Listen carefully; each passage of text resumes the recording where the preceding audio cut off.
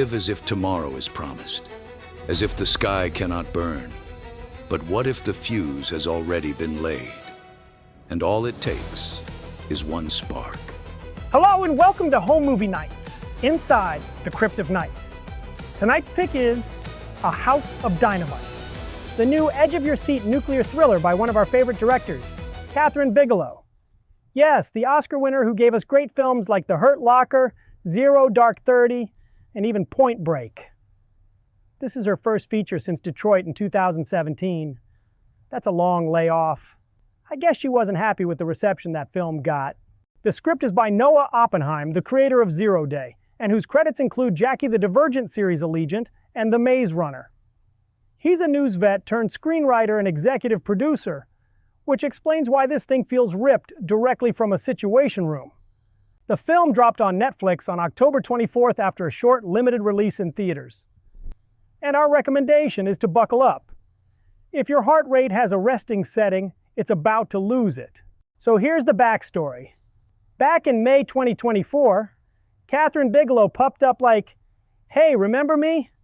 I beat my ex-husband James Cameron to an Oscar, and I've made some pretty good movies over the years." Once she popped up, Netflix was the first to snatch her up. She's another one of these big-name directors to join in on the Netflix auteur roster. Then the cast list started signing like a fantasy league draft. Idris Elba, Rebecca Ferguson, Jared Harris, Gabriel Basso, and Greta Lee. And that's just June. By August and September, they were just adding talent like gravy at Luby's. Tracy Letts, Moses Ingram, Anthony Ramos, Brian T., Kyle Allen, and Jason Clarke.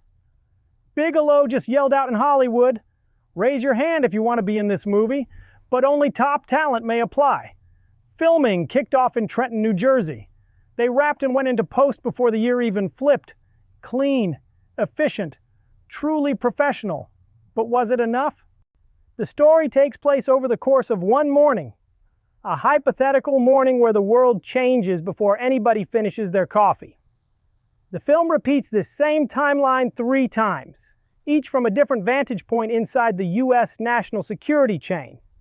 We see military officers, political advisors, and the president himself reacting to an unidentified intercontinental ballistic missile, ICBM, suddenly appearing in mid-flight, headed straight toward a major American city. No warning, no clean origin, just a countdown and an impossible decision. As communication lines light up between the Situation Room, the Pentagon, Stratcom, and bunkers miles underground, we watch how pressure, ego, fear, and responsibility collide when time is evaporating. Each section, each perspective reveals new cracks in the system.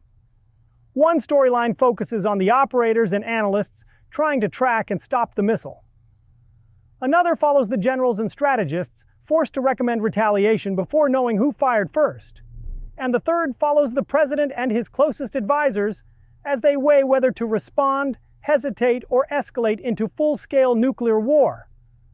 The film isn't about explosions, it's about decision-making on the edge of the void. How every voice in the room shapes history, and how a global nuclear arsenal makes the entire world feel like we're all just living in, well, a house of dynamite. The theme provides a clear message to the intelligence community that we are vulnerable. One of the segments is even called "A Bullet with a Bullet," which is the metaphor for how our defense system would work in the case of a nuclear attack, and the probability of actually working. The filmmaking here is legit. Bigelow shoots this like a documentary you were never supposed to see. Handheld camera, no embellished framing, real offices, real hallways, real emotion. There's no glamour, no dramatic lighting tricks, no hero shots, slow motion. Just the uncomfortable reality of how people in power work under pressure.